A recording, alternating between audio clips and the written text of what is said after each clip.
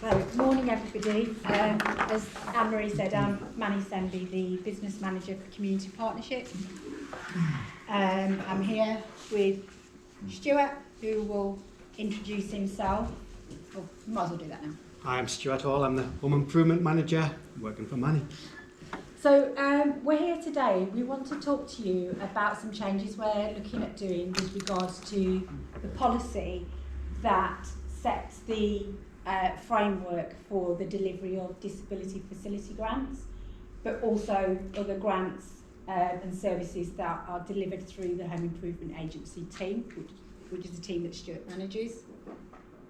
So the current policy, I think, was agreed in 2012. So what we've decided to do is refresh it. We've looked at other legislation, current priorities and so forth, and used all of those to start to refresh the policy. So Stuart's going to take you through that in terms of what we're proposing. But I just wanted to outline in terms of where we're at. We've currently got a draft, but literally every day elements of that are changing, so we're still working through it. And we've been doing some, if you term like soft consultation with groups like yourself, so we can start to get some of your feedback as well. And then, like I say, we're still working on it. So when we come to a point of having our final draft, if you like, we will put a copy of that on the council's website, where you can then have a further look at that, and obviously we will let Skips know when that's on there, so that can be disseminated to yourselves. So some of the information since we sent this slide to now, some of the little bits have changed, so again we'll highlight those areas for you. So let me just see where we're on this. Okay, so I think I've already kind of mentioned that, so the current regulatory reform policy, so it's called RRO policy, it's the legislation that sets the framework for what local authorities in terms of our delivery. So we use that as our overarching framework, and then underneath that, each local authority personalises their own policy in terms of how they're going to deliver what the legislation is telling us to do. And then, as I said, local authorities will then adopt a policy, and that policy will tell you how we're going to provide assistance. The document sets out, in terms of that document, will be on our webpage. So again, not only in terms of the draft, but when that's finalised, and that will be finalised through our cabinet. So when it's been approved by cabinet, and our timescales at the moment is to take that in May. So dependent on that, then the approved policy will be on our website thereafter as well. So it's always there for anybody to see and to reference should they need to. Okay, so I think I'm going to pass over to Stuart, if that's all right, because Stuart will talk to you through in terms of the headlines of what we're looking at doing, and then talk to you a little bit more around what we're changing or what we're adding within the policy. Is that all right? Yeah, that's fine. Thanks. I just start by saying that I guess for the past 10 years, when we talk about private sector housing renewal, the council hasn't had any capital. So the offer that has been made by the council to residents has been restricted to its mandatory functions in the main. However, what happened during the 2 or 3 years of the COVID pandemic was we didn't have a mechanism for spending the capital that we had from government. So at the moment, we've now got a healthy balance in terms of the money we have. So this is allowing us to think a bit more broadly and start to try and offer some new interventions, particularly around private sector housing, and that's the background. So at the moment, it's all about thinking, well, we've got some money, not enough to solve everybody's problems. How are we going to use that money? And it's about housing, it's about standards, about independent living, people out of hospitals, out of care homes as long as possible, and it's about an offer, and the policy is all about private sector housing, so that's owner-occupied, private rented sector, and it also includes residential social landlords for some of the assistance we offer. What it doesn't cover is council housing and council tenants, which is the first key change, because at the moment, if you're a council tenant and you need adaptations to your house, you have to apply for a grant, and the grant processes that we do for all tenures apply. So that means you have to employ a builder yourself, you have to employ an agent and all of that. It's not an offer that the landlord does, but that is going to change, and it is changing as we speak, where there'll be no longer that emphasis on the tenant applying for themselves. So we've introduced some new things. One is what we think is a more generous offer for meeting the needs of disabled residents. Some new forms of assistance to tackle the worst, the poorest housing standards in the owner-occupied sector. We're aware there's an issue around empty properties, privately owned properties that are abandoned or they're empty, so there's some assistance about that. And then we've got the cost of living crisis. What is the council's response to people who are struggling with high gas and electric bills, with uninsulated or inefficient housing? What should we be doing to tackle that? And there's bits of everything in there. It's all quite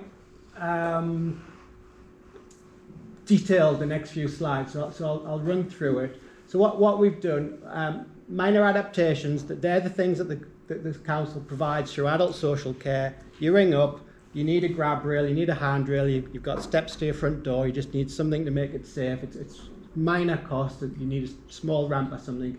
We're just increasing the threshold from £1,000 to £1,500. That allows, so that's universally available to anybody. It's delivered through adult social care. If you're a council tenant, it's delivered through the council's in-house teams. If you're an owner-occupier, it's delivered through a contract with a construction company.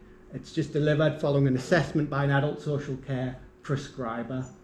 So that's just a financial increase to allow us to continue to do the same level of minor adaptations as we do now. Key changes regarding disabled facilities grants. A lot of this is prescribed in legislation. So the national law, the legislation that governs it, caps it at £30,000. There's a means test of financial resources involved. So some people get nothing, some people have to pay for some of the work themselves and get a small grant, and other people get 100% grant depending on your financial circumstances. So what we're doing is to try and improve the offer, is to discount the outcome of the means test. So what we're saying is that we acknowledge that a lot of people don't get adaptations because they're means tested and they can't afford to do that. Get a stair lift in, get the bathroom adaptation. So we're going to disregard the first £15,000 of any contribution. What does that mean in practice? That means that anybody comes to us who needs a stair lift and the bath taken out and a shower put in, that means everybody who needs that should be getting it free, because the cost of that work is generally less than £15,000. So therefore there should be no contribution to anybody, there'll be no restriction. The consequence of that is then more people will be able to remain living safely in their own homes. The vast majority of the work we do are either the provision of a lift, through a stair lift normally, and removing a bath and replacing it with a low-level bathroom shower or a level access shower, depending on what the adult social care tell us to do. So that is going to bring more people through, allow us to deliver more adaptations, spend more of the money we've got, and allow people to remain living independently as possible. We've also appreciate those people who need higher cost adaptations. So this is primarily extensions or extensive ramping, or usually extensions for ground floor. So people who use wheelchairs and they need ground floor bedrooms, ground floor bathrooms, access ramps. What we're finding is that the £30,000 limit that the government set doesn't meet the build costs anymore. That £30,000 limit's not changed for many, many years, and the local government keeps indicating they are going to change it. So what we find is the council say, okay, we can offer you £30,000, but if the cost of the work is £50,000, you have to fund the next £20,000. What we find is a lot of people don't have the affordability, don't have the savings, don't have the access towards that. So what we're doing, what we're saying is we're going to introduce a new discretionary grant to deal with those high cost adaptations, which will mean the total assistance available through the grants for an individual will be up to £90,000. That will allow us to generally pay for the biggest type of construction projects we do, which is typically a double bedroom, bathroom with ramping on a traditional house. So that's the aim. That will mean that those people who may have not adapted their homes because of a financial issue will now be able to get assistance from the council. Any comments? Sorry, I'm not asking any questions. Is anybody shocked at £90,000? Does anybody think it's too much, too little? Yes. It's great giving those figures there. So when you start talking about the actual cost of the build, how do we know that you're getting value for money for the cost of the build? Now, I know I've raised this question before and it's been a bit woolly, but to be honest, when I've seen evidence of an £11,500 wet room and it's not worth £11,500, how are you going to make sure they get value for money? So your grants aren't swallowed up by overly priced builds. These are things that the council has got to consider. So that's about how do we deliver this assistance, and again there's got to be more than one option. So again, at the moment all residents will be given a choice. You can either use the council to deliver the works for you, and we will then use the building contractors that we procured, and that procurement exercise should result in us getting value for money. Not always the case, and we are, for the last 4 years, have faced costs that were unexpectedly high. We are going through a procurement exercise at the moment and hoping that we'll get better value for money outside of that procurement exercise. But if people are unhappy with that cost, then the option of using your own builders and taking the responsibility to project manage the work yourself is available. The question is, what is the reasonable level of assurance for the council for people who do that? So it's not easy. The legislation says you must provide 2 quotes. Those 2 quotes must be considered by adult social care and deemed to be necessary and appropriate. So again, you need, if it's a simple bathroom adaptation, you need somebody to draw it out, and then you need quotes with detail how much it's going to cost, and then you would have to enter into a contract with the supplier, and then, as I say, the grant would then be paid directly to that supplier should you be happy.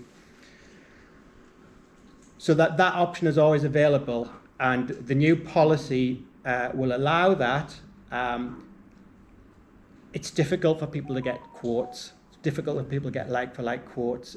Difficult for people who don't know builders or bathroom fitting companies. It's even more difficult when it needs planning permission, building control approval, party wall approval, Severn Trent build-over agreements for extensions. So yes, the council is never going to get the cheapest suppliers. Yes, all of our suppliers are health and safety checked, VAT registered, have on costs that we have to account for that the local builder won't. So it's getting that balance right, and that isn't an easy thing for us to do. But the policy will allow customers the option of finding their own builders, but it's not just going to the man down the street with a single quote and a one-line quotation saying I'll do it all for £5,000 or whatever. It would have to be detailed. You have to have competitive quotes. You have to have a drawing that shows what the outcome is. So yes, but the delivery, once we've got the policy in place, the delivery is getting the next stage right. So we've got some of these things here are kind of new ideas. So the idea is, do housing conditions prevent people getting out of hospital? Is there anything we can do to get somebody out of hospital quicker than they're currently in there? Again, normally it's about being able to access a toilet or a bathroom if your mobility is an issue. So could we potentially get somebody a stair lift in their home for them to get out of hospital? And if that's possible, we kind of come up with some kind of grant that allows us to do work like that. Should we just simply somebody's bed blocking in a hospital? We've got some ideas around assistive technology. I can't talk about this very detailed. It's all about your Alexas and your Googles and all of the series. What can these devices do for you? What can these devices do for you that you can't do because of a disability? Should the council be providing you money to buy those kind of assistive technology devices? And that's a future one, a future development one. We've got a grant should your house be unadaptable to meet your needs. There's some assistance to help you relocate to somewhere more suitable. We have that in our current policy. This is just kind of simplifying the offer, really. It's very rare anybody decides to rehouse. It's very difficult because most of the time when you have an assessed need, it's not something. Buying a new house or moving to a bungalow or somewhere more suitable is not the easiest thing to do, but there is assistance there if it's dealable. Moving away from adaptations, we've thinking about putting some money towards disrepair.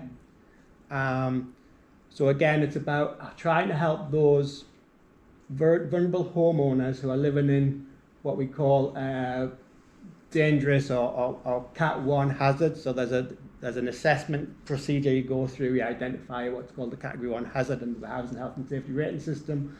We're saying, and that could be, an imminent danger to the residents' welfare.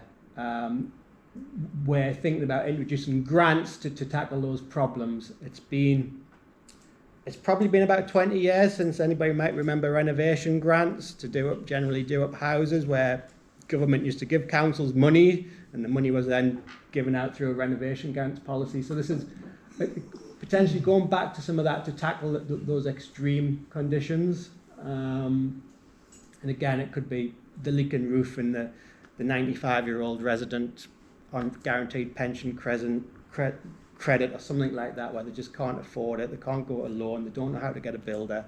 Potentially we could do some interventions.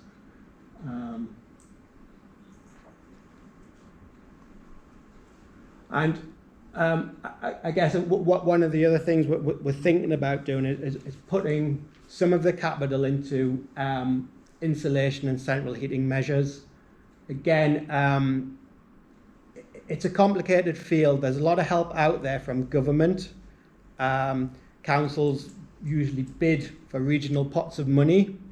And there's various, as soon as you go into any web browser and look up central heating grants or insulation grants, there's a plethora of information comes up. So what we're hoping to do is use some of the capital we have to either complement what's available, potentially discount it, or potentially expand the scheme. And that'll going to have to be developed. So again, it's about the measures you take. Can we insulate homes to make them cheaper to heat? Can we provide central heating systems to those homes that don't have them? Is there any benefit in providing more energy efficient heating systems to replace obsolete or inefficient systems? And if we are doing that, then who should our target audience be, given that the money we have is limited and we can't help everybody? So then you've got to target those people, whether it be on an age or income basis, or it might be on an issue around fuel poverty. So that's something we think we could put lots of money in. But as I say, it's rather complicated in the money at the moment when they're moving away from gas central heating as a government priority. But we all know that the alternatives are far more expensive to operate. So we'll work through that over the next 12 months, I think. And again, we've introduced some assistance to deal with empty properties, and again, this is about providing some form of financial assistance to allow those people that are owners of empty properties either to do repairs to be able to allow them to be rented, or do repairs to bring them back up to a standard to allow somebody else to rent them on their behalf. And the idea is this would be a loan. It'll be secured against the property, so the money would eventually return to the council.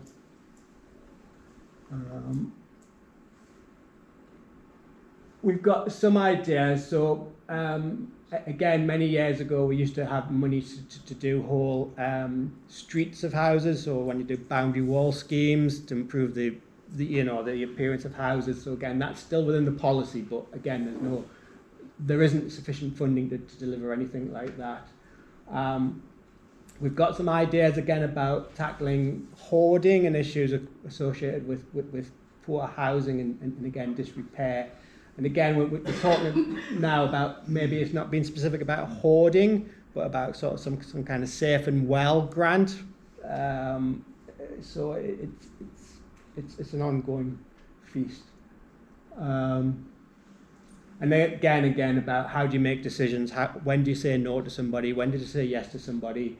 What's a reasonable offer? If somebody's not happy with the decisions we make, how does the council deal with those? Again, it's simplified. Oh, there is questions. I think just before. Oh, sorry, Anne-Marie. I was just going to say, just before we get to questions, I don't know, Jim, if you just want to add in anything around tenant-specific council housing. Yeah. So there's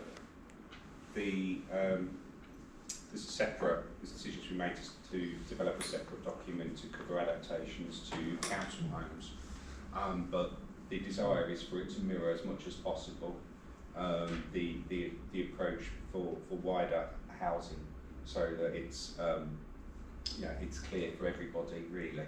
I think the key difference will come down to when the council is looking at making or considering a request for adaptations to a council home, because that council has a responsibility not only to those current residents but also to future residents as well, and for the appropriateness of the housing stock overall, which can lead to questions, and this will be in the guidance that's being developed around how do we consider the adaptability of a council home versus the ability for us to meet that housing need if the tenants relocate and are rehoused. Because sometimes we come across applications for major adaptations from, say, a single person or a couple living in a 3-bedroom house, and the adaptation would effectively mean that the first floor of that house can't be used. So, for example, if we're putting in a ground floor extension to provide a bedroom and a bathroom on the ground floor, effectively we're making the first floor of that house redundant. So that's where the council has some difficult decisions to make. We also need to balance the needs of all the people that are waiting for houses as opposed to flats. So we have a lot of children living in flats, which we would like to get those children into houses if we could. So I think that will be the key difference. The council has a decision to make about the suitability of that adaptation versus the opportunity for that household to be rehoused into more suitable or more adaptable accommodation. Apart from that key issue, I think the policies will largely mirror itself. So the kind of streamlining, making the process simpler, will apply regardless of tenure.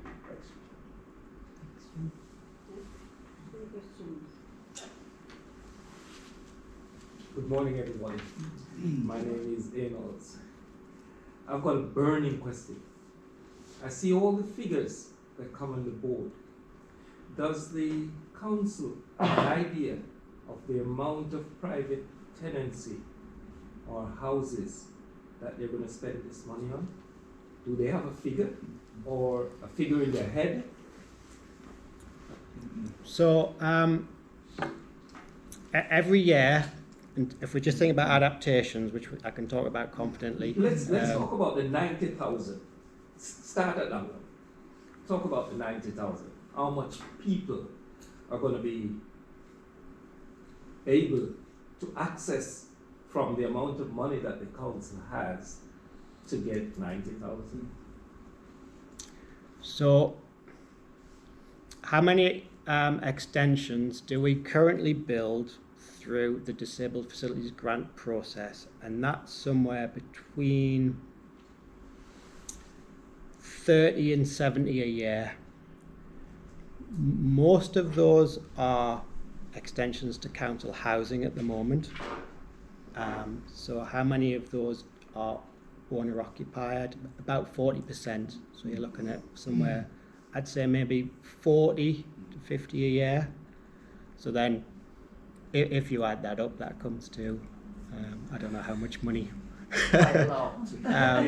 Exactly. Yeah. Exactly. Yeah. Don't you think that money could be spent otherwise? Because when I think on reality stage, most of these private landlords, they do rent their homes at a higher cost than the council. What do they do with that money that they get? They don't put something aside to say, let's improve the house. So we've had this conversation. The question of fairness, if you're a disabled tenant and you're living in a landlord, and that landlord, his property is going to be significantly increased in size, and he's financially going to benefit from that because there's a bedroom that there wasn't there, there's a ground floor bathroom, there's a substantial square footage, and that landlord, the issue we have is it's not the disabled person's fault that they live in that house. They might quite want a council house, but for whatever reason they're on a waiting list. They might not be able to afford to own a house. So that is the risk, that money, without that security of tenure for that tenant, is going to end up. But we don't know how to overcome that. The legislation says you have to prove that you have an intent to reside at that property for 5 years.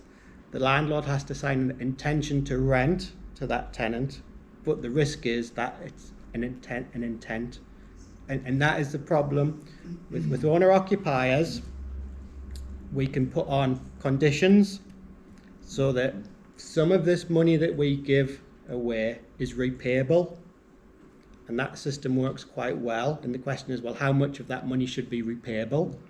But with private landlords, there's no repayment conditions, and that is the biggest risk of this policy. But we have to treat it that we're dealing with the disabled person, and the fact that we might have a few landlords that will benefit from this, there's very little we can do about that. I think just the other thing, just to add to that, Anil, is that the money that we're talking about comes from government and it's ring-fenced, so it's restricted in terms of how that money is used, and we have to spend it according to the legislation. So it's not, we don't have scope to spend it on other things as such. Yeah, well, I think technically they're going down the wrong route, because in housing, we've been asking Sandwell, been asking the government for money over long term to build houses, and they weren't given the money. And now, all of a sudden, the monetary check. If we were building houses on all those empty lots that the council actually owned or could build on for the past 10 years, this money that they're now going to spend on private homes, which technically have no return, but benefit to the landlords, they could have owned these properties, make a profit from renting, or pay back the money from renting, and still own the houses. I agree with the ring fencing, but if government on a whole, I'm just a local, and I can see it. So why can't the government or people that form the government see something like this? And this is, in terms of the legislation, the government says, yes, the disabled person is means tested, so the financial circumstances of the landlord is irrelevant in terms. The government says we'll give you £30,000 subject to a means test, and that's the limit. And what we've been asked as a council is to improve that offer. So we know that a double bedroom, bathroom, extension plus ramping, we can't get that for £30,000.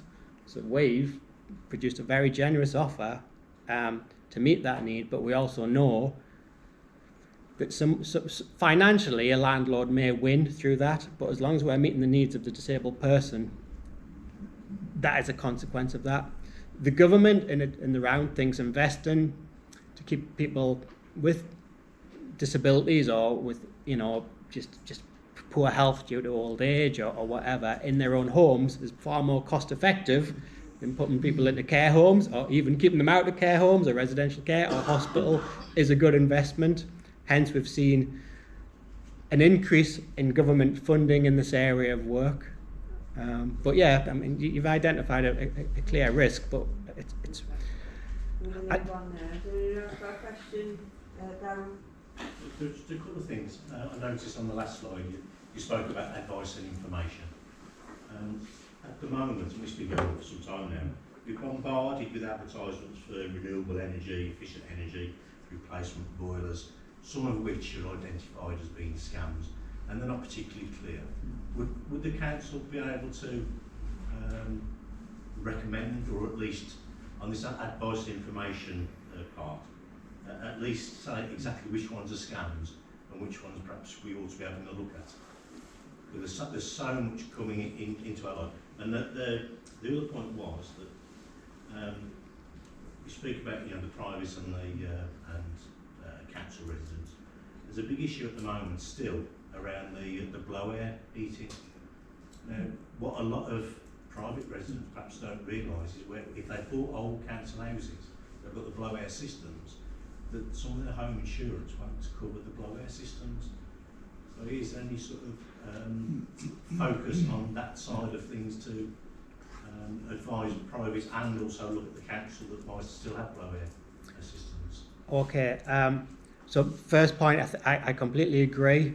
When we put together some of these policies, you think, well, what assistance is out there already, and you just go on and you browse and you get all these companies coming across, and it's how does it work? Where are they getting their money from to provide you with the free offer and all of that? So we'll take that back to trade standards and our Mark, the council's energy lead on that.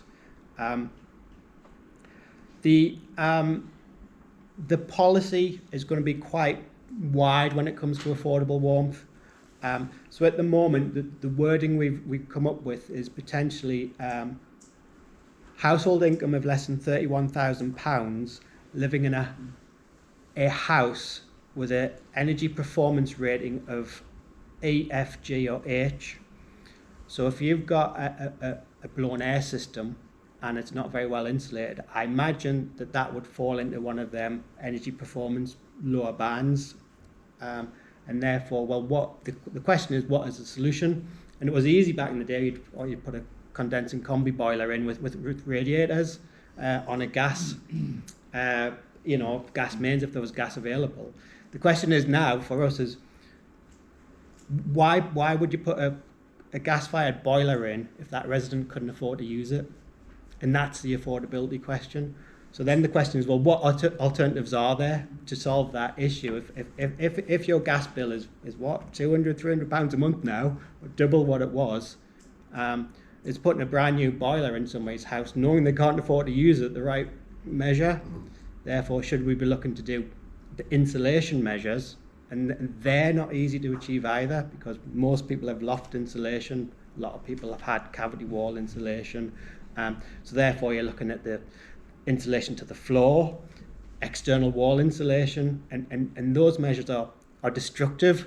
You have to rip up carpets, you have to take off plaster. They're not simple. So at the moment, I think ducted air is an interesting one.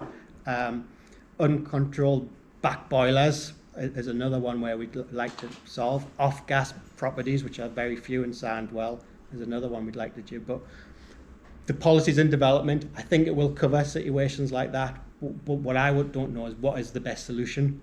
Yes, the here and now is probably a gas-fired boiler, but will gas be affordable in the future for us all? Air source heat pumps, the horror stories you hear about them and their running costs if the property isn't insulated. We've got huge worries about damp and mould now at the moment. That problem's going to get worse as heating is put on less. Simple as that. It's a balance, isn't it, between getting air movement in, drafts, and keeping warm. And damp and mould will grow if you're not opening the windows and you're not putting the heating on. So that situation is a big problem for the housing stock across all tenures. And as I say, it's how do we prioritise our money? How do we ensure that the money we have in Sandwell complements government strategy on these things? And that is kind of tricky for me, but there are experts in the council who will hopefully come along and help us. Okay. Okay. If that's everything, I would like to thank Mandy and Stuart. Sorry. Thank you. That. We have got copies of we can give out copies